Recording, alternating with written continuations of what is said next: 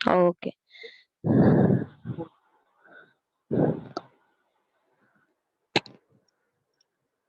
Hello. नमस्कार विद्यार्थी मित्रांनो.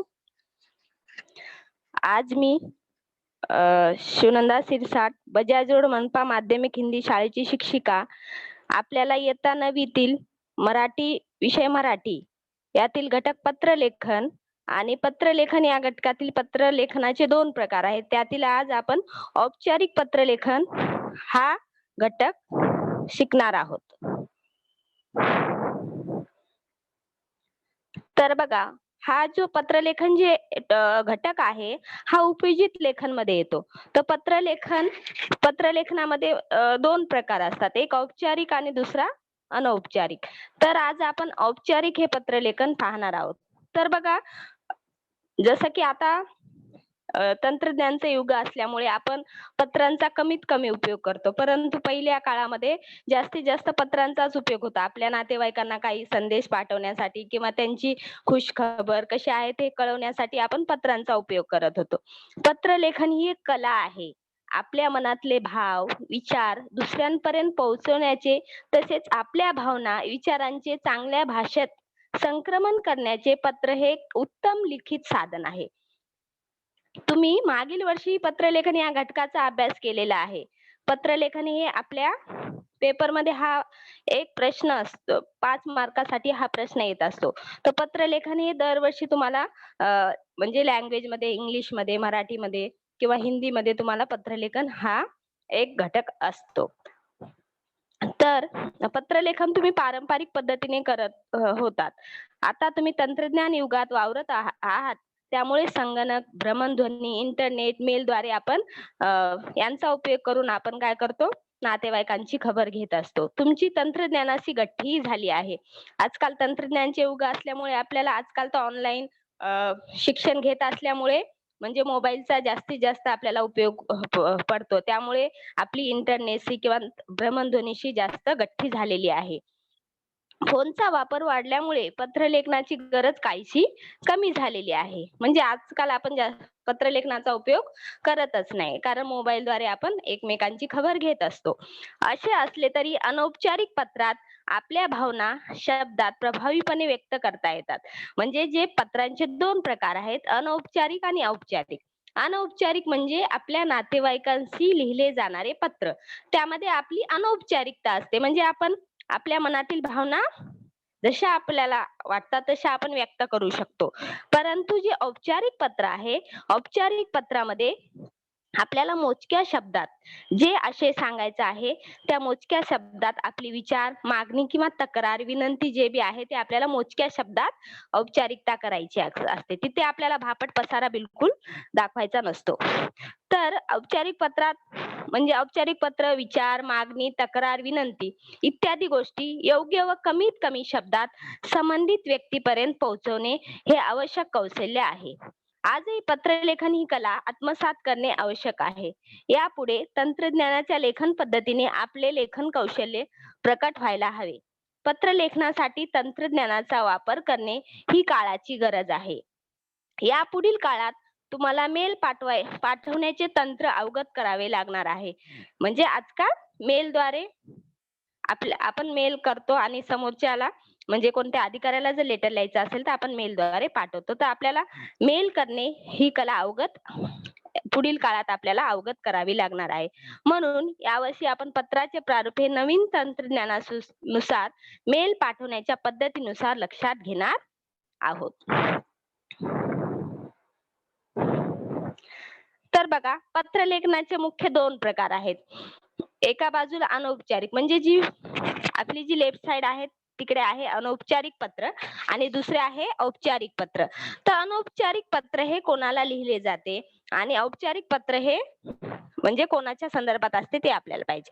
अनौपचारिक पत्र म्हणजे कौटुंबिक, आपले त्यामध्ये नातेवाईक, आई वडील, काका काकी जेवढे पण नातेवाईक आहेत आणि मित्र आहेत, तर आपले जे नातेवाईक आहेत त्यांना लिहिले जाणारे पत्र म्हणजे अनौपचारिक पत्रात येते ते. आणि औपचारिक पत्र म्हणजे जसे कार्यालयीन पत्र, व्यावसायिक पत्र, त्यामध्ये अधिकारी येतील म्हणजे एडिटर वगैरे जे आहेत ते कार्यालयीन पत्र असतं ते. तर हे 2 पत्रांचे दोन प्रकार आहेत, अनौपचारिक पत्र आणि औपचारिक पत्र.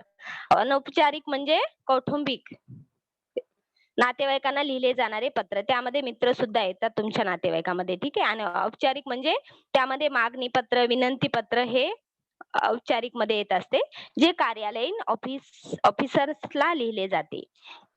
तर या दोन्हीपैकी आपण जे आज पाहणार आहोत, ते जे नमुना आहे, तर आज आपण औपचारिक पत्राचा नमुना पाहणार आहोत. म्हणजे औपचारिक पत्र जे कार्यालयीन पत्र आहे, ते कसे लिहिले जाते, त्याचा नमुना काय आहे, त्याचे मुद्दे काय आहेत, ते आपल्याला आज पाहायचे आहेत.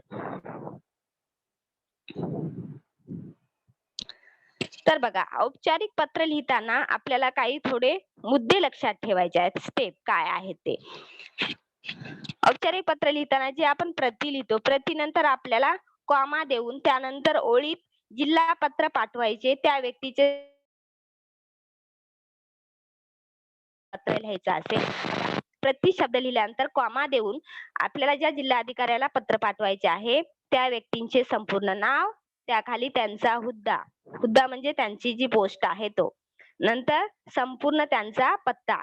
आपल्याला कधी-कधी जे ॲडव्हर्टाइजमेंट दिलेली असते किंवा जे पत्र आपल्याला लिहिलेला वरती क्वेशन दिलेला असतो, त्यामध्ये आपल्याला ॲड्रेस त्यांचा दिलेला असतो. ज्यांना आपल्याला पत्र लिहायचं आहे, त्यांचा संपूर्ण पत्ता तिथे आपल्याला दिलेला असतो. म्हणजे जिस व्यक्ति को आपको लेटर लिखना है, जैसे जिला अधिकारी को लेटर लिखना है, तो जिला अधिकारी का पूरा नाम वहाँ पे आपको दिया रहेगा और उनका एड्रेस भी आपको वहाँ पे दिया रहेगा। तो प्रति शब्द डाल के आपको कॉमा कॉमा के बाद नीचे वाले लाइन में आपको उनका पूरा नाम लिखना है, उनका हुद्दा यानी वो किस पोस्ट पर है, उनका उनकी पोस्ट लिखनी है और उनके बाद उनका एड्रेस पूरा लिखना है। उसके बाद एक लाइन छोड़ के नीचे वाली लाइन में आपको औपचारिक पत्र में हमेशा विषय सब्जेक्ट विषय आता है, अनौपचारिक में विषय नहीं आता है, औपचारिक में विषय आता है। तो विषय लिख के डैश करके, विषय शब्द लिखकर डैश करके आगे आपको कम से कम शब्दों में विषय को विषय लिखना है। जो भी विषय पत्र का जो विषय है कम से कम शब्दों में होना चाहिए। 2-3 लाइन में ऐसे लंबा चौड़ा विषय नहीं होना चाहिए। विषय कम से कम शब्दों में समझने लायक विषय होना चाहिए. उसके बाद पत्राचे लेखन मुद्देसूद असावे. मतलब पत्रामध्ये पत्र का लेखन जो है मुद्देसूद होना चाहिए. मुद्दे के अनुसार स्टेप बाय स्टेप होना चाहिए. चौथे नंबर का पत्र ज्या कारणासाठी पाठवले असेल त्याचा आशय नेमक्या शब्दात मांडावा. मतलब हम लोग औपचारिक पत्र लिख रहे, अनौपचारिक पत्र में हमारे भावना जो भी तुम्हारे मन में विचार आ रहे अनौपचारिक में लिख सकते, लेकिन औपचारिक में मैंने पहले ही बोला, औपचारिक में हमारी भावनाओं को थोड़ा कंट्रोल करना है, उसमें हमारी भावना व्यक्त नहीं करना है। जो विषय के संदर्भ में है, उसी विषय के संदर्भ में हमें कम से कम शब्दों में उस आशय के अनुसार ही हमें विषय को लिखना है या पत्र को लिखना है. पत्र ज्या कारणासाठी पाठवले असेल, जिस कारण के लिए आप पत्र भेज रहे हैं, उसके लिए आपको कम से कम शब्दों में वो लेटर लिखना है. पत्रात पालाळ फापट पसारा नसावा, भाषा आदरयुक्त असावी. हम लोग औपचारिक पत्र लिख रहे हैं, पालाळ मतलब लंबा चौड़ा हमें भाषण नहीं देना है. औपचारिक पत्र लिख रहे हैं तो कम से कम शब्दों में, पालाळ मतलब लंबे शब्दों का, इधर उधर के वाक्यों का हमें उसमें उपयोग नहीं करना है, बल्कि कम से कम शब्दों में आशय के अनुसार ही शब्दों का, वाक्य का उपयोग करके हमें लिखना है. फापट पसारा मतलब इधर उधर की बातें नहीं करना है. भाषा आदरिक्त हम लोग औपचारिकता, औपचारिक पत्र लिख रहे हैं मतलब ऑफिसर को लेटर लिख रहे हैं, जिला अधिकारी को लिख रहे हैं, यानी हमें उनको आदर सम्मान देना है, आदरयुक्त भाषा का उपयोग करना है. पण सलगची नसावी. शेवटी पत्रलेखाचा पत्ता लिहावा आणि नमुना अवश्य पाहावा. नमुना अभी नीचे हम लोग पेश कर रहे हैं. देखो औपचारिक पत्र में यहाँ पे बताया गया जिला पत्र लिहायची ती व्यक्ती. यहाँ पे मतलब जैसे कि जिला पत्र लिख रहे हैं उसमें अधिकारी आएंगे, कारखानदार आएंगे, शिक्षक आएंगे, कोई सम्मानित व्यक्ति आएंगे, ठीक है. और लिखने वाले जो भी त्रस्त है, मतलब जो जिनको कोई कंप्लेन है, जिनको कोई समस्या है, वो पत्र लिख सकते हैं. कभी विद्यार्थी प्रतिनिधि पत्र लिख सकते हैं. मतलब लिखने वाला कोई भी हो सकता है, जिसको समस्या है वो भी हो सकता है, विद्यार्थी प्रतिनिधि हो सकता है, ठीक है. मायना, यहाँ पे मायना में आपको दिया गया है, मायना में क्या लिखना है, माननीय महाशय, हम लोगों को आदर युक्त भाषा का उपयोग करना है, तो मैंने पहले ही बोला कि हमें उनको आदर देना है, ठीक है? तो माननीय लिख के महाशय, सनवी, जो गुरुवर्य, सादर नमस्कार, ये सब उनको आदरयुक्त भाषा का उपयोग किया गया है। उसका बाद उसका जो शेवट है, शेवट मतलब जो अंतिम चरण है उसका, तो आपली नम्र, आपला कृपा अभिलाषी, तुमची आज्ञाधारक, आपली नम्र, ऐसे जो ऑब्लिक ऑब्लिक में है, कोई भी किसी भी एक इसका उपयोग करना है। ज्यादा से ज्यादा आपली कृपा अभिलाषी इसका उपयोग करना है। ये आदरयुक्त भाषा है।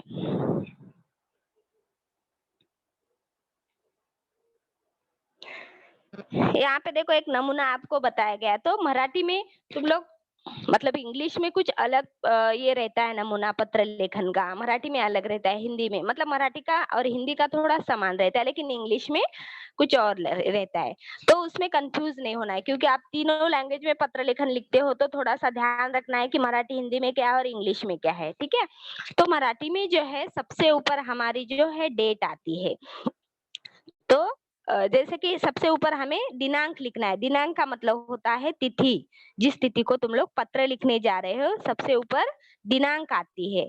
उसके बाद एक लाइन छोड़ के सभी जो चिपक के आपको लिखना नहीं। यहाँ पे जैसे बताया गया, थोड़ा सा गैप रखा। दिनांक के बाद आपको 2 बिंदु दिखा के आपको आगे दिनांक ये करना है। अगर तुम लोग ऑब्लिक ऐसे दिनांक लिखते हो, दिनांक आपको कैसे लिखना है कि जैसे कि आज की डेट क्या है कि 8 जनवरी, तो आपको 8 जनवरी ऐसे शब्द लिखना है। तो मराठी में आज जनवरी नहीं लिखेंगे, आप जानेवारी लिखेंगे। मराठी में जनवरी को जानेवारी कहते हैं। तो 8 जनवरी, जनवरी के बाद कॉमा देके 2022 ऐसे डेट आपको लिखना है। अगर आप डेट ऐसे लिखोगे 8 फिर ऑब्लिक देके पहला महीना और फिर 2022, ऐसे आपको डेट नहीं लिखना है। ऐसे डेट लिखोगे तो आपको एग्जाम में मार्क्स नहीं मिलता है। तो आपको डेट लिखना है 8 जनवरी, उसके बाद कॉमा 2022, ऐसे डेट आपको यहाँ पे इंडिकेट करना है। उसके बाद एक लाइन छोड़ के आपको प्रति लिखना है। प्रति का मतलब होता है जिसे हम लोग पत्र भेज रहे हैं, जिसे हमें पत्र लिखना है, उनके लिए प्रति रहता है। प्रति का मतलब जैसे इंग्लिश में टू, जिसको भेज रहे हैं, ओके। प्रति के बाद कॉमा देखिए, नीचे वाले लाइन में आपको माननीय लिखे। माननीय एक आदरयुक्त, हम लोग उनको सम्मान दे रहे हैं, तो माननीय शब्द लिख के आपको आगे उनको जिसको भी लिखना है, जैसे व्यवस्थापक, जिला अधिकारी, तो यहाँ पे आपको जिला अधिकारी, माननीय जिला अधिकारी ऐसे यहाँ पे आएगा। उसके बाद नीचे वाले लाइन में उनका पूरा नाम आएगा। उसके बाद उनका जो एड्रेस दिया गया है वो एड्रेस आएगा।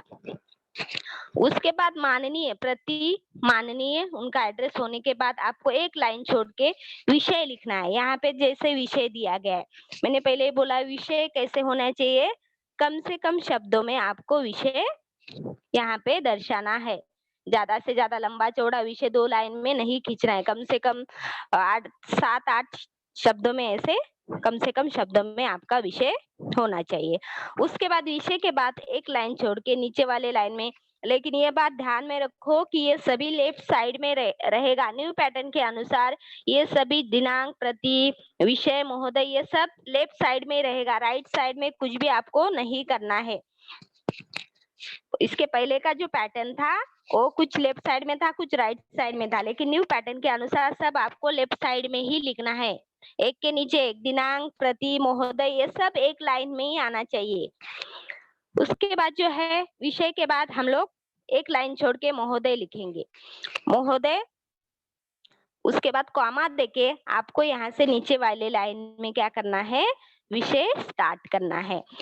जिस विषय से संदर्भित आप पत्र लिख रहे हैं उसको शुरू करना है। तो सबसे इसमें जो पहला पैराग्राफ रहेगा उसमें आपका इंट्रोडक्शन रहेगा, मतलब आप कौन है, क्यों पत्र लिखना चाहते हैं। तो जो प्रस्तावना, मतलब जैसे कि विषय के अनुसार आपको जो पहले में इंट्रोडक्शन प्रस्तावना करनी है पहले पैराग्राफ में। जो दूसरा पैराग्राफ रहेगा, दूसरे पैराग्राफ में आप क्या कहना चाहते हैं, आपकी क्या विनंती है, आपकी क्या मांग है, उसके बारे में विषय के अनुसार आपको दूसरे पैराग्राफ में यहाँ पे लिखना है। और जो तीसरा पैराग्राफ है, तीसरे पैराग्राफ में आपको अंतिम चरण में उनका धन्यवाद करके आप उसके लेटर के अनुसार आप जो कहना चाह रहे हैं उनके अगर वो बात मानते हैं तो उनका धन्यवाद आदरयुक्त शब्द में आपको व्यक्त करना है। और लास्ट में जो है पत्र का, यहाँ पे पत्र का आशय मतलब जो भी आप 3 पैराग्राफ में लिख रहे हैं पत्र के आशय के अनुसार आपको वहां पे बीच वाले मुद्दे लिखने हैं। उसके बाद जो है लास्ट वाला जो है आपला या आपली। आपला या आपली, यहाँ पे आपला आपली जो कृपा अभिलाषी है, यहाँ पे आपका नाम जो पत्र लिख रहे हैं, कभी कभी जो एग्जाम में है जो लिख रहा है उनका भी एड्रेस दिया जाता है और जो जिसको लिखना है दोनों का एड्रेस दिया जाता है। तो लेटर का जो क्वेश्चन है वो ध्यान से आपको पढ़ना है कि इसमें किसको लेटर लिखना है, कौन लिख रहा है, ये समझकर आपको यहाँ पे लेटर लिखना है। अगर वहां पे जो लिखने वाला है उसका नाम एड्रेस नहीं दिया है तो अपने मन से तुम लोग एड्रेस लिख सकते हो। लेकिन यहाँ पे अगर दिया गया है क्वेश्चन में तो कुछ लोग क्या करते हैं कि लिखते समय लेटर में कुछ और दिया जाता है लेकिन तुम लोग अपने मन से ही शुरू कर देते हो। अब तुम लोगों का जो नाम है अपने नाम से ही तुम लोग शुरू करते हो, तो ऐसे नहीं करना है। क्वेश्चन को ध्यान से पढ़ना है कि क्वेश्चन में किसको लेटर लिखना है और कौन लिख रहा है। तो दोनों का एड्रेस दिया गया है तो क्वेश्चन में जो एड्रेस दिया गया है वही एड्रेस आपको यहाँ पे लिखना है। ठीक है। और अभी के अनुसार हम लोग इसमें ईमेल भी ऐड करते हैं, मतलब जो तुम लोग एड्रेस लिख रहे हो तो एड्रेस के नीचे तुम लोगों का ईमेल आईडी भी लिखते हैं। तो यहाँ पे नीचे आपका ईमेल आईडी भी शॉर्ट में लिखना है। तो ये जो है ये पत्र का नमूना है, औपचारिक पत्र। आज हम लोग औपचारिक पत्र का ही नमूना देख रहे हैं। अनौपचारिक और औपचारिक में कंफ्यूज नहीं होना है। ये औपचारिक है तो औपचारिक में फिर से एक बार मैं बताती हूँ औपचारिक का नमूना। अनौपचारिक में विषय नहीं रहता है, याद रखिए। ठीक है, औपचारिक में ही विषय रहता है। तो सबसे ऊपर जो है औपचारिक में सबसे ऊपर दिनांक आएगा, मैंने बताया है डेट आपको किस तरह लिखना है, तो उसी अनुसार आपको एग्जाम में डेट लिखना है। प्रति डाल के दिनांक के बाद एक लाइन छोड़ के आपको प्रति डालना है। प्रति के बाद कॉमा देना नहीं भूलना है, कॉमा देना है प्रति के बाद। उसके नीचे वाले लाइन में माननीय लिख के 2 डॉट दे के आगे आपको जिसको पत्र लिखना है उनका नाम लिखना है, उनका हुद्दा लिखना है और उसके बाद उनका एड्रेस लिखना है। फिर माननीय के प्रति के बाद होने के बाद एक लाइन छोड़ के आपको विषय लिखना है। विषय कम से कम शब्दों में आपको लिखना है। फिर विषय के बाद एक लाइन छोड़ के नीचे वाले लाइन में महोदय लिख के आपको पत्र शुरू करना है। पत्र पत्र 3 पैराग्राफ में होना चाहिए। पहला वाला जो पैराग्राफ है उसमें आपकी प्रस्तावना होनी चाहिए। प्रस्तावना विषय के अनुसार आपको प्रस्तावना करनी है, क्या बताना चाहते हो। दूसरे पैराग्राफ में जो विषय का आशय है वो स्पष्ट करना है।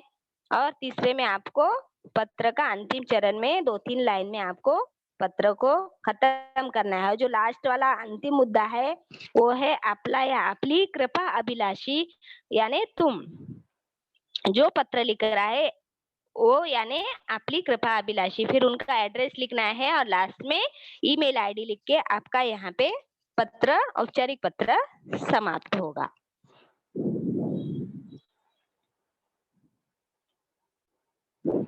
यहाँ पे देखो जैसे कि क्वेश्चन किस प्रकार का आता है, देखो पुढील निवेदन वाचा व त्या खालील कृती सोडवा। यहाँ पे आपको एक बॉक्स में निवेदन दिया जाता है और वो निवेदन जो है आपको अच्छे से पढ़ना है और फिर लेटर कौन लिख रहा है, किसको लिखना है, ये आपको अच्छे तरीके से समझना है। तो देखो निवेदन निवेदन क्या है। झाडे लावा झाडे जगवा, हिरवाई ट्रस्ट तळेगाव दाभाडे। तो हिरवाई ट्रस्ट तळेगाव दाभाडे जो है इनकी एक जाहिरात है, झाडे लावा झाडे जगवा, जागतिक पर्यावरण दिनानिमित्त रोपांचे मोफत वाटप। तो जागतिक पर्यावरण दिन जो है उस दिन जो रोपटे हैं, छोटे छोटे जो पौधे रहते हैं उनका मुफ्त तरीके से वितरण किया जा रहा है, मतलब वृक्षारोपण करने के लिए। हमें पर्यावरण को संतुलित रखने के लिए जैसे ज्यादा से ज्यादा पेड़ लगाना चाहिए, उसी प्रकार जो हिरवाई ट्रस्ट है तळेगाव दाभाडे इन्होंने एक योजना आखित की है। वो क्या करते हैं कि रोप का मुफ्त तरीके से वितरण कर रहे हैं जागतिक पर्यावरण दिन के अवसर पे। तो यहाँ पे संपर्क किसको करना है? हिरवाई ट्रस्ट बाल उद्यान मार्ग तळेगाव दाभाडे। ये हिरवाई ट्रस्ट बाल उद्यान मार्ग तळेगाव दाभाडे ये एक ट्रस्ट है, एक संस्था है जो मुफ्त में क्या कर रही है? पौधों का वितरण कर रही है। अभी यहाँ पे लेटर किसके? विद्यार्थी प्रतिनिधि या नात्याने, विद्यार्थी प्रतिनिधि यानी विद्यार्थियों का जो प्रतिनिधि है, मॉनिटर है, उसके रिश्ते से आपको ये पत्र किसको लिखना है? हिरवाई ट्रस्ट बाल उद्यान मतलब हिरवाई ट्रस्ट ये संस्था को आपको पत्र लिखना है। तो यहाँ पे देखो पत्र लिखने के लिए शाळेत वृक्षारोपण करण्यासाठी रोपांची मागणी करणारे पत्र लिहा। मतलब आप जैसे कि आप स्कूल के प्रतिनिधि हो, विद्यार्थी प्रतिनिधि हो, इस रिश्ते से आपको हिरवाई ट्रस्ट इस संस्था को पत्र लिखना है। क्यों पत्र हमें लिखना है? कि ये जो हिरवाई ट्रस्ट है जागतिक पर्यावरण दिन के अवसर पे मुफ्त में पौधे बांट रही है, इसलिए हमें उनसे ही मांग करनी है शाळेत और वो पौधे लाकर हमें वो जो पौधे हमारे स्कूल में लगाने हैं मतलब स्कूल में वृक्षारोपण करना है. तो स्कूल में शाळेत वृक्षारोपण करण्यासाठी रोपांची मागणी करणारे पत्र. तर हे मागणी पत्र आहे. मागणी पत्र हे कशात येतं? औपचारिक पत्रामध्ये येतं. ठीक आहे. चांगल्या उपक्रमाबाबत हिरवाई ट्रस्टचे अभिनंदन करणारे पत्र. आता हे और 2 मध्ये पत्र आहेत. एक अभिनंदन करणारे पत्र आहे आणि पहिले पत्र कोणतं आहे? मागणी पत्र. ठीक आहे. हे दोन्ही पण पत्र कोणते आहेत की औपचारिक जे आहे औपचारिक तो औपचारिक पत्र में आपको दोनों में से जो आपको इजी पड़ता है वो लिखना है. मागणी पत्र, अभिनंदन पत्र. आता हे अभिनंदन पत्र जे आहे हे दोन्ही पण पत्र औपचारिक आहेत. तर आपल्याला ह्या दोन्हीपैकी एक जे तुम्हाला इझी पडतं ते सिलेक्ट करून आपल्याला हे पत्र लिहायचं आहे. पत्र कोणाला लिहायचं आहे? हिरवाई ट्रस्ट बाल उद्यान मार्ग तळेगाव दाभाडे. तर हिरवाई ट्रस्ट या संस्थेला पत्र लिहायचं आहे. लिहिणारा कोण आहे? विद्यार्थी प्रतिनिधी. म्हणजे तुम्ही विद्यार्थी प्रतिनिधी या नात्याने हिरवाई ट्रस्ट यांना पत्र लिहिणार आहोत. तर असं हे निवेदन असतं. हे निवेदन अगोदर समजून घ्यायचं आहे की पत्र तुम्ही कोणाला लिहित आहेत आणि त्यानंतर तुम्हाला पत्रांची सुरुवात करायची आहे.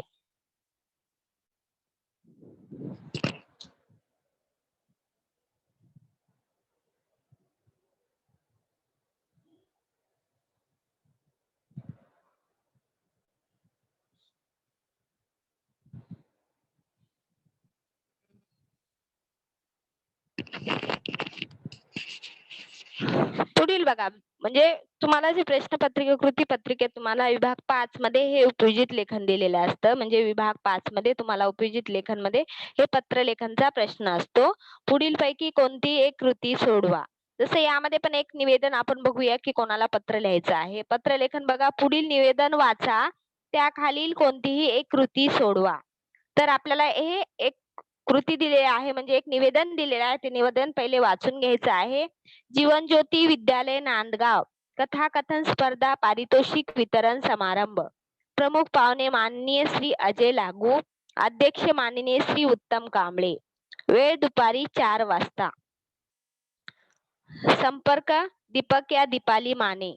ठीक आहे. दिनांक आपल्याला इथे दिनांक पण बॉक्स मध्ये दिलेला आहे. दिनांक 22 जुलै.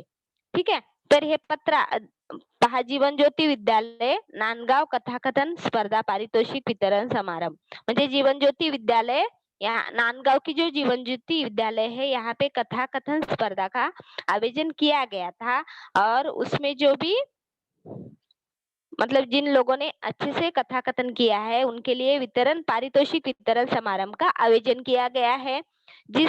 जिसने भी इस स्पर्धा में भाग लिया था उनका जो भी उनको स्थान मिला है उनको ये पारितोषिक मिलने वाला है. तो उसका यहाँ पे समय दिया गया है दोपहरी 4 वाजता. इस प्रोग्राम में आने वाले जो प्रमुख अतिथि है माननीय श्री अजय लागू, अध्यक्ष माननीय श्री उत्तम कांबळे.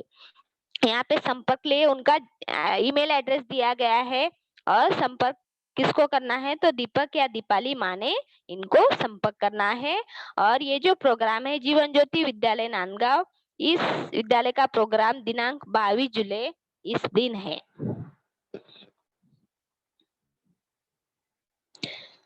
अभी यहाँ पे देखो विद्यालय प्रतिनिधि या नात्याने आता पारितोषिक प्राप्त विद्यार्थी सुहास सुनीता देसाई. उसके नीचे का एक क्वेश्चन यहाँ पे समाप्त नहीं हुआ है. देखो उसके बाद वाला ही क्वेश्चन है पारितोषिक प्राप्त विद्यार्थी. अभी पारितोषिक किसको मिलने वाला है? विद्यार्थी सुहास मतलब लड़का सुहास है और लड़कियां सुनीता देसाई यांचे अभिनंदन करणारे पत्र लिहा. मतलब जीवन ज्योति विद्यालय में जो भी कथाकथन स्पर्धा हुई थी उसमें सुहास और सुनीता देसाई को स्थान मिला है, प्रथम क्रमांक मिला है, तो उनको ये पारितोषिक वितरण किया जाने वाला है. तो सुनीता और सुहास को अभिनंदन करणारे पत्र लिखना है. ठीक है, मतलब सुनीता और सुहास को आपको अभिनंदन पर पत्र लिखना है, आपको उनका अभिनंदन करना है. दूसरा ये साइड में दूसरा पत्र है, पारितोषिक वितरण समारंभासाठी अध्यक्ष म्हणून माननीय उत्तम कांबळे यांना उपस्थित राहण्याची विनंती करणारे पत्र.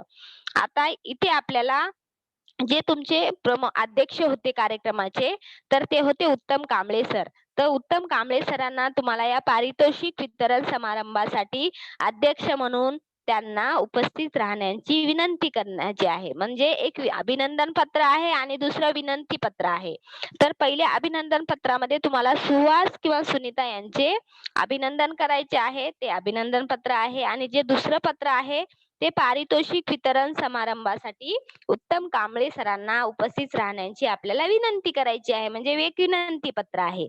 तर या दोन्ही पत्रापैकी आपल्याला कोणतेही एक पत्र चॉईस करून लिहायचे असते. ठीक आहे, तर हे तुम्हाला और मध्ये प्रश्न असतो एक औपचारिक. हे दोन्ही पण आपल्याला इथे औपचारिकच आहेत, तर यापैकी तुम्हाला एक सिलेक्ट करून काय करायचे आहे, पत्र लिहायचे आहे. तर हा क्वेश्चन आपल्याला व्यवस्थित पहिले समजून घ्यायचा आहे, त्यानंतरच तुम्हाला इथे कळायला असेल की विद्यार्थी प्रतिनिधी या नात्याने म्हणजे लिहिणारा कोण आहे. दोन्ही पत्रामध्ये लिहिणारा हा विद्यार्थी प्रतिनिधीच आहे. इकडे विद्यार्थी प्रतिनिधी म्हणूनच तुम्हाला सुहास आणि सुनीता यांचे अभिनंदन करायचे आहे आणि इकडे पण विद्यार्थी प्रतिनिधी या नात्यानेच आपल्याला उत्तम कांबळे सरांना तुमच्या कथाकथन जी स्पर्धा झालेली आहे त्याच्या पारितोषिक वितरण समारंभासाठी त्यांना तुम्हाला उपस्थित राहण्याची विनंती करायची आहे. तर जे तुम्हाला योग्य वाटते ते पत्र लिहायचे आहे. दोन्ही पण लिहिणारा विद्यार्थी प्रतिनिधीच आहे. आणि कोणाला लिहायचे आहे ते इथे दिलेले आहे, उत्तम कांबळे सरांना लिहायचे आणि इकडे सुहास आणि सुनीता यांचे अभिनंदन करण्यासाठी लिहायचे आहे.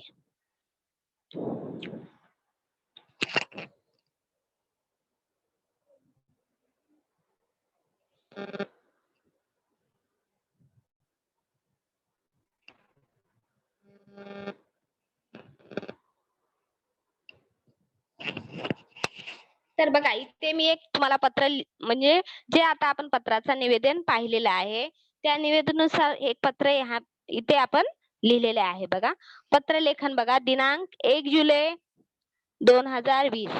तर तो जे कार्यक्रम आहे तो 22 जुलैला होणार होता. म्हणजे उत्तम कांबळे सरांना आपण पहिलेच इन्फॉर्म करायचं आहे की आमच्या शाळेमध्ये 22 जुलै म्हणजे जीवन ज्योती विद्यालयामध्ये, आमच्या शाळेत म्हणजे तिथे ऍड्रेस तुम्हाला दिलेला आहे, जीवन ज्योती विद्यालयामध्ये हा पारितोषिक समारंभ होत आहे. तर जीवन ज्योती विद्यालयाच्या विद्यार्थी प्रतिनिधी या नात्याने तुम्ही पत्र लिहित आहात. म्हणजे विद्यार्थी प्रतिनिधी आणि त्या शाळेचा विद्यार्थी मॉनिटर जो आहे त्या नात्याने तुम्ही पत्र लिहिणार आहेत. तर तुम्ही कोणत्या अध्यक्षाला किंवा प्रमुख अतिथ्यांना बोलवत आहे तर तुम्हाला 15-20 दिवसापूर्वी त्यांना इन्व्हाइट करावं लागेल किंवा त्यांना माहिती द्यावं लागेल की आमच्या शाळेमध्ये हा प्रोग्राम होणार आहे, त्यासाठी तुम्हाला उपस्थित राहण्याची म्हणजे तुम्ही विनंती करत आहात. तर पहिले इन्फॉर्म करावं लागणार. तर आपला कार्यक्रम कधी आहे, 22 जुलै रोजी आहे. ठीक आहे, तर म्हणजे तुम्ही 1 जुलैला त्यांना इन्फॉर्म करत आहे. तो दिनांक आपल्याला त्याच्या पूर्वीचा लिहायचा आहे, 22 जुलैच्या पूर्वीचा दिनांक. तर 1 जुलै 2020 जसं मी सांगितलं तसं दिनांक जुलै असं लिहिलेलं आहे, ऑब्लिक करून तुम्हाला दिनांक लिहायचा नाही. जसं आपण डेट लिहितो ना, 1 ऑब्लिक परत जुलै, ठीक आहे, 7वा महिना 2020 असं नाही लिहायचं आपल्याला. ठीक आहे, तर आपल्याला 1 जुलै 2020 असं लिहायचं आहे. ठीक आहे, त्यानंतर थोडासा मध्ये गॅप देऊन एक लाईन सोडून खालच्या लाईन मध्ये प्रति लिहिलेला आहे. तर प्रति आपण कोणाला पत्र लिहित आहोत, तर उत्तम कांबळे सर जे तुम्ही अध्यक्षच्या याच्यासाठी तुम्ही अध्यक्ष म्हणून त्यांना तुमच्या कार्यक्रमासाठी बोलवत आहे. तर माननीय श्री उत्तम कांबळे सर, शाळाचे पटनी इस्टेट यांचे तो ऍड्रेस आहे, म्हैसूर, नाशिक. ठीक आहे, त्यानंतर तुमचा जे खालची एक लाईन सोडून विषय लिहिलेला आहे, विषय पारितोषिक वितरण समारंभास अध्यक्ष म्हणून येण्याची विनंती. तर त्यांना अध्यक्ष म्हणून येण्याची विनंती करत आहेत पारितोषिक वितरण समारंभास, ठीक आहे, किंवा इतर समारंभासाठी अध्यक्ष म्हणून येण्याची विनंती. त्यानंतर महोदय, महोदयानंतर कॉमा देऊन आपण मी एरल, मतलब मी, यानी एरल ये उसका नाम है, शॉर्ट में उसने लिखा है, ठीक है. एरल जीवन ज्योती विद्यालय नांदगाव या शाळेचा प्रतिनिधी या नात्याने हे पत्र आपणास पाठवत आहे. आमच्या शाळेतर्फे दरवर्षी आंतरशालेय कथाकथन स्पर्धा आयोजित केली जाते. यंदा या स्पर्धेचे 10वे वर्ष आहे. म्हणजे त्यांनी जो पहिला पॅराग्राफ आहे त्यामध्ये बघा त्यांनी त्यांचं पूर्ण इंट्रोडक्शन केलेलं आहे. मी एरल, म्हणजे त्याचं तो नाव आहे, शॉर्ट मध्ये त्यांनी लिहिलेलं आहे, संक्षिप्त मध्ये. जीवन ज्योती विद्यालय नांदगाव या शाळेचा मी विद्यार्थी आहे. शाळेचा विद्यार्थी प्रतिनिधी या नात्याने हे पत्र आपणास पाठवत आहे. आमच्या शाळेत दरवर्षी आंतरशालेय कथाकथन स्पर्धा, आंतरशालेय म्हणजे ज्या शाळेतल्या शाळेत ते काय करतात, कथाकथन स्पर्धा आयोजित करत असतात. तर यंदा या स्पर्धेचे 10वे वर्ष आहे, म्हणजे 10 वर्षापासून हे दरवर्षी हे कथाकथन स्पर्धा आयोजित करत असतात.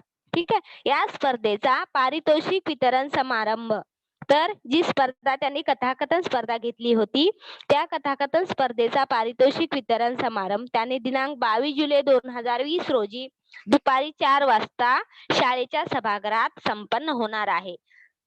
तर त्यांनी त्या समारंभाची थोडक्यात त्या सरांना, उत्तम कांबळे सरांना थोडक्यात माहिती सांगितली आहे की आमच्या शाळेने जे कार्यक्रम केला होता, कथाकथन स्पर्धा जी आयोजित केली होती, त्या स्पर्धेचा पारितोषिक वितरण समारंभ दिनांक 22 जुलै 2020 रोजी दुपारी 4 वाजता शाळेच्या सभागृहात संपन्न होणार आहे. या समारंभाचे अध्यक्षपद आपण भूसवावे अशी आमची विनंती आहे. तर अध्यक्ष म्हणून हे उत्तम कांबळे सरांना बोलवत आहेत. त्यांची इच्छा आहे की उत्तम कांबळे सरांनी त्यांचे अध्यक्षपद भूसवावे. ठीक आहे. म्हणून त्यांना ते थोडक्यात माहिती सांगून त्यांना विनंती केली आहे. आपण सुप्रसिद्ध साहित्यिक आहात, म्हणजे त्यांना त्यांचे थोडेसे कौतुक करून त्यांना सांगितले आहे की आपण सुप्रसिद्ध साहित्यिक आहात. कादंबऱ्या, कथा, ललित इत्यादी सर्व साहित्य प्रकार आपण समर्थपणे हाताळले आहेत. आपण अनेक साहित्य संमेलनाचे अध्यक्षपदही भूषवले आहे. अशा साहित्य संपन्न सिद्धहस्त लेखक आमच्या समारंभासही अध्यक्ष म्हणून लाभावे अशी आमची मनस्वी इच्छा आहे. तर विद्यार्थी प्रतिनिधी हा म्हणत आहे, सर तुम्ही खूप प्रकारच्या कादंबऱ्या, कथा, ललित गद्य, म्हणजे एक सुप्रसिद्ध लेखक आहेत उत्तम कांबळे सर. तर त्यांना त्यांचे थोडेसे कौतुक करून त्यांनी म्हटले आहे की तुम्ही जर आमच्या पारितोषिक वितरण समारंभाचे जर अध्यक्षपद भूषवले तर आम्हाला खूप आनंद होईल, कारण तुमच्यासारख्या महान अशा लेखकाने म्हणजे आम्हाला एक संधी दिलेली असेल की आमच्या शाळेचे जे अध्यक्षपद आहे तुम्ही भूषवावे, ही आमच्यासाठी खूप गर्वाची अशी बाब आहे, असं ते म्हणून ते थोडस कौतुक करून सरांना विद्यार्थी प्रतिनिधी या नात्याने लिहित आहेत की आपण जे हे सुप्रसिद्ध साहित्यिक आहात, कादंबऱ्या, कथा, ललित गद्य सर्वच साहित्य प्रकार आपण समर्थपणे हाताळले आहेत. म्हणजे अशा खूप साऱ्या कादंबऱ्या, कथा यांचे तुम्ही वाचन केलेले आहे किंवा हाताळलेले आहेत. आपल्यास खूप असं नॉलेज आहे. आपण अनेक साहित्य संमेलनाचे अध्यक्षपदे, खूप सारे साहित्य संमेलनाचे तुम्ही अध्यक्षपद सुद्धा भूषविलेले आहे. आणि अशा साहित्य संपन्न सिद्धहस्त लेखक आमच्या समारंभासही उपस्थित राहावे अशी आमची मनापासून मनस्वी इच्छा, म्हणजे मनापासूनची इच्छा आहे.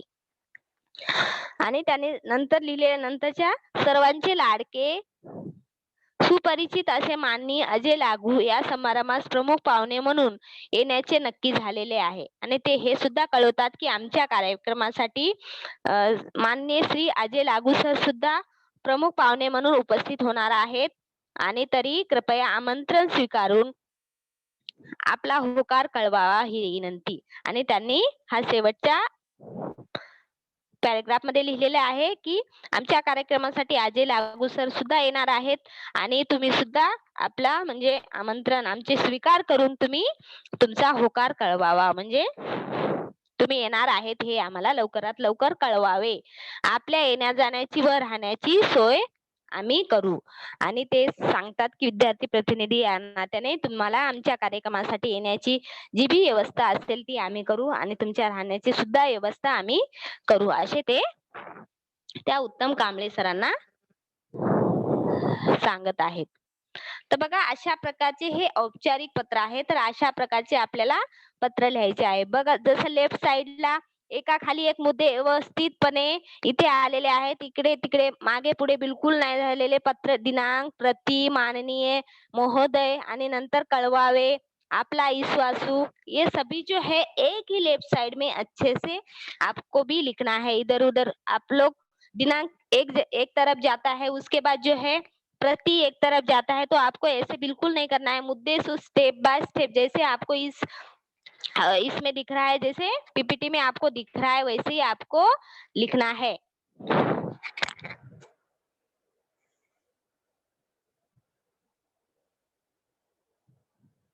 जैसे पीपीटी में आपको दिख रहा है वैसे आपका पत्र लेखन होना चाहिए, जो एक के नीचे एक बराबर से एक लाइन छोड़ के मुद्दे शुद्ध जैसे पैराग्राफ किए गए हैं वैसे ही आपको लिखना है. तो दिनांक आपको जैसे मैंने बताया गया है उसी प्रकार प्रति के बाद आपको कॉमा, फिर एड्रेस. यहाँ पे जो एड्रेस है इन्होंने एड्रेस थोड़ा सा यहाँ पे एक पूरे लंबे लाइन में आया है, तो आपको इसके माननीय श्री उत्तम कांबळे सर, इसके नीचे भी ये चारवाक साहेब पटनी स्टेट, ये आप नीचे भी ले सकते हैं. ठीक है, मैसूर नासिक. तो यहाँ पे नासिक का पिन कोड यहाँ पे XX जो लिखा है वहां पे आप लोग पिन कोड मालूम रहेगा तो पिन कोड भी लिख सकते हैं. उसके बाद जो विषय है, विषय के बाद आपको डैश करना है. यहाँ पे गलती से डैश नहीं हुआ है तो विषय के बाद आपको डॅश करके पारितोषिक वितरण समारंभास अध्यक्ष म्हणून येण्याची विनंती. कम से कम शब्दों में एक ही लाइन में देखो विषय इन्होंने लिखा है. 2-3 लंबा चौड़ा विषय यहाँ पे नहीं खींचा है, तो एक ही लाइन में आपको संक्षिप्त शब्दों में, कम से कम शब्दों में आपको विषय को लिखना है. उसके बाद थोड़ा सा गैप देके, मतलब एक लाइन का गैप देके उन्होंने महोदय लिखा है. तो देखो लेफ्ट साइड में जैसे दिनांक, प्रति, महोदय, ये सब लेफ्ट साइड में एक के नीचे एक बराबर से आया है, तो आपको भी आंसर लेटर लिखते समय यह सभी जो मुद्दे हैं जो मैं बता रही हूँ वो अच्छे से ध्यान में रख के ही आपको पत्र लिखना है. फिर महोदय के बाद महोदय के नीचे से मी यानी जो विद्यार्थी प्रतिनिधि है इसलिए उन्होंने मी लिखा है. मी आपको संक्षिप्त आपको नाम लिखना है. यहाँ पे इन्होंने जैसे लिखा है एरल उनका, तो ये संक्षिप्त नाम है, उसको वैसे ही आपको लिखना है. जीवन ज्योति विद्यालय नांदगांव या शाळेचा प्रतिनिधि, जैसे इन्होंने कम से कम शब्दों में पहले पैराग्राफ में उन्होंने प्रस्तावना की है, उसी प्रकार आपको भी पहले इसमें प्रस्तावना की है और फिर बीच वाले 2 पैराग्राफ में आपको आशय स्पष्ट करना है. मतलब विषय के अनुसार ही आपको आशय को लिखना है, पत्र को लिखना है. और लास्ट पैराग्राफ में जैसे उन्होंने उनके लिए विनंती की गई है. और उसके बाद जो है आपका विश्वासू, ये जो है अंतिम जो पत्राचा शेवट आहे, तर पत्राचा शेवट हा आपला विश्वासू. आपला विश्वासू यहाँ पे भी इन्होंने अपना नाम A.RL, ये तुम लोग कंफ्यूज नहीं होना है. ARL उनका संक्षिप्त में नाम है, जो विद्यार्थी प्रतिनिधि है उसका ये संक्षिप्त उन्होंने नाम लिखा है शॉर्ट फॉर्म में. ठीक है, विद्यार्थी प्रतिनिधि किस विद्यालय का है? जीवन ज्योति विद्यालय. जो हम लोगों ने निवेदन पढ़ा है उसी का यहाँ पे एक लेटर आपको लिख के बताया गया है समझने के लिए. ठीक है, जो विनंती पत्र है जो आने के लिए मांग कर रहे ये विनंती पत्र है. ठीक है, तो आपला विश्वासू, यहाँ पे आपला कृपा अभिलाषी भी लिख सकते हो तुम लोग. ठीक है, आपला विश्वासू लिखा है, कॉमा देके एरल यानी विद्यार्थी प्रतिनिधि का शॉर्ट में नाम लिखा है. ब्रैकेट में इन्होंने ये भी लिखा है कि आप किस नाते से पत्र लिख रहे हो? विद्यार्थी प्रतिनिधि. किस विद्यालय के विद्यार्थी प्रतिनिधि हो? जीवन विद्यालय के. नवी पेठ, नाडगांव, रायगढ़. यहाँ पे ये पूरा एड्रेस लिखा है. इसमें तुम लोग ईमेल, तुम्हारा अगर ईमेल आईडी है तो वो भी ऐड कर सकते हो नीचे एड्रेस के नीचे. तो यहाँ पे औपचारिक पत्र का हम लोगों ने नमूना देखा है. तो बच्चों देखो, अगर आपको पत्र में कुछ भी डाउट है तो मुझे आप अभी क्वेश्चन पूछ सकते हैं. कुछ समझ में नहीं आया, कोई मतलब कोई टॉपिक नहीं समझ में आया, क्या विषय में क्या लिखना है वो नहीं समझ में आया, तो आप लोग मुझे क्वेश्चन पूछ सकते हैं. अगर आपका कुछ भी डाउट है तो मैं क्लियर कर दूंगी.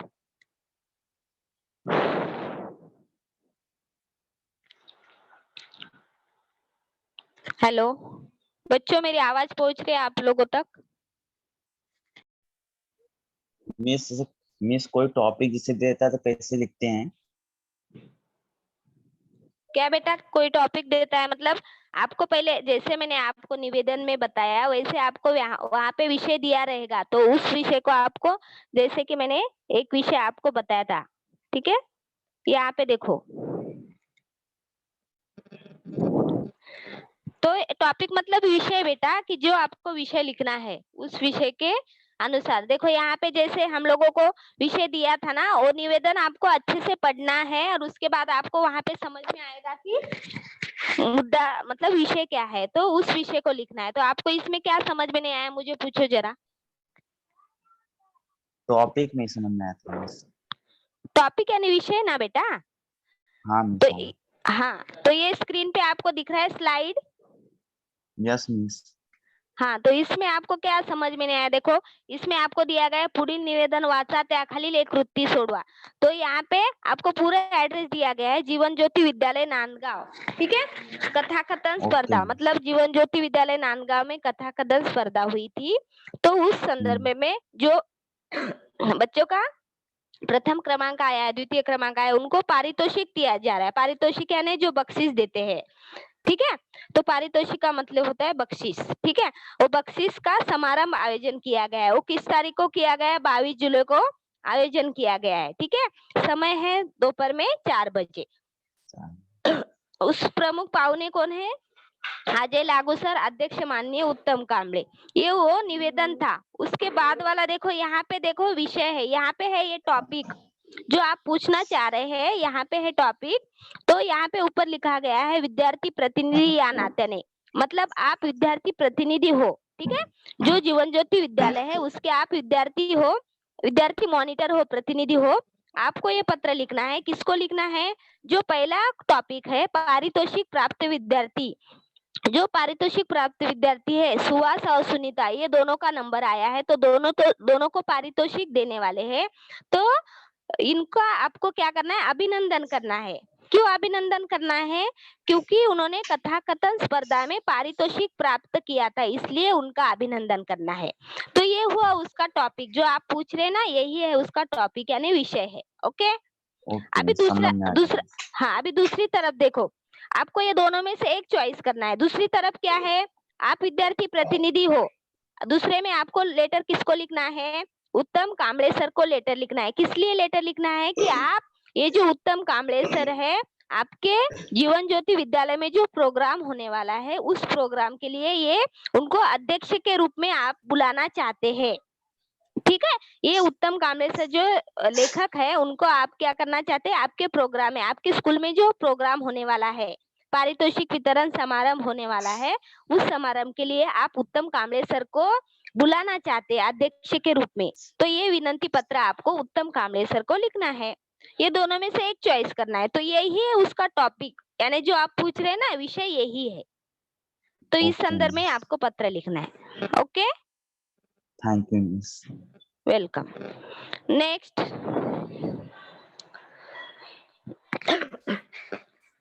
और किसी को डाउट है बच्चों?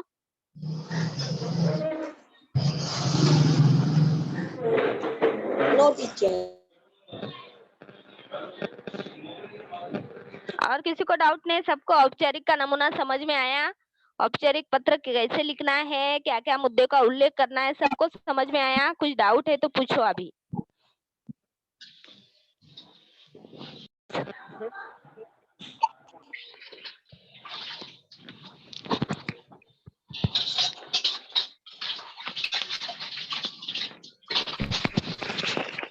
तो बच्चों देखो, आज हम लोगों ने औपचारिक पत्र किस तरह लिखते हैं, औपचारिक पत्र हमें किस हिसाब से लिखना है, औपचारिक पत्र का नमूना क्या है, ये आज हम लोगों ने मराठी विषय में देखा। तो यहाँ पे मेरा जो औपचारिक पत्र है यहाँ पे मैं समाप्त करती हूँ और आप सभी का धन्यवाद अदा करती हूँ।